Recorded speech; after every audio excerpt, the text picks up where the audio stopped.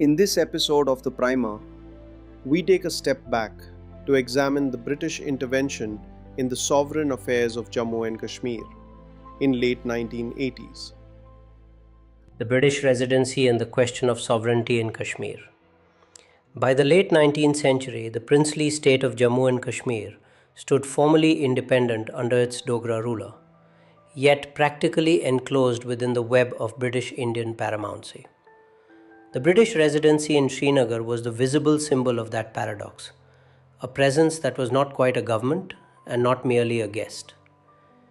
The Residency was established in 1873 during the later years of Maharaja Ranbir Singh's rule.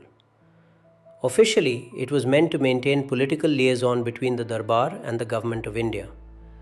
In practice, it embodied the colonial belief that frontier princely states required closer supervision. The British were wary of the northern borderlands, Gilgit, Hunza, and the routes leading to Central Asia, where rumors of Russian activity stirred anxieties in Shimla and Calcutta. Through the Residency, Britain could watch those frontiers while keeping a hand, if likely, on the Dogra throne. When Maharaja Pratap Singh succeeded his father in 1885, the Residency's influence deepened. The new ruler was intelligent but cautious, and the British saw in him both an opportunity and a risk. In 1889, citing administrative irregularities and alleged intrigue, the Government of India declared the Maharaja incompetent to rule and placed the state under a council of regency presided over by the resident. Though Pratap Singh remained the nominal ruler, real power shifted temporarily into British hands. For the next several years, the Residency oversaw nearly every branch of administration: revenue, justice, and foreign affairs. This arrangement, described officially as guidance, was in effect a form of indirect control. British officers reorganized the bureaucracy, expanded road building, and introduced new departments of accounts and public works. They also pushed for the completion of the land settlement under Walter Lawrence, believing that transparent revenue records would make the state easier to administer.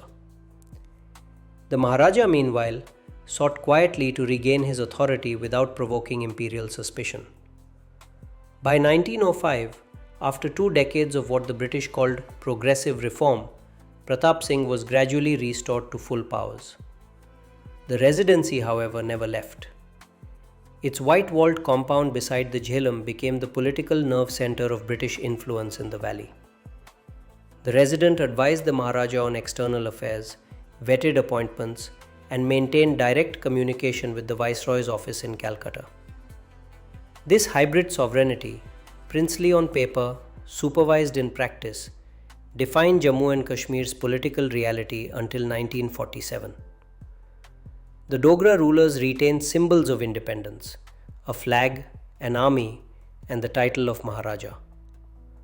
But foreign policy, succession, and even some internal decisions remained subject to the residents' scrutiny.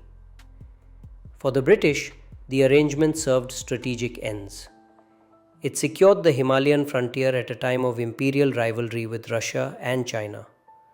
For the Dogras, it was a delicate compromise, the price of survival within an empire that both protected and constrained them. By the early 20th century, the Residency had become a fixture of Srinagar's landscape, its presence resented by nationalists yet accepted by pragmatists. The residents' files, letters, and observations would later form the backbone of British understanding of the Kashmir question.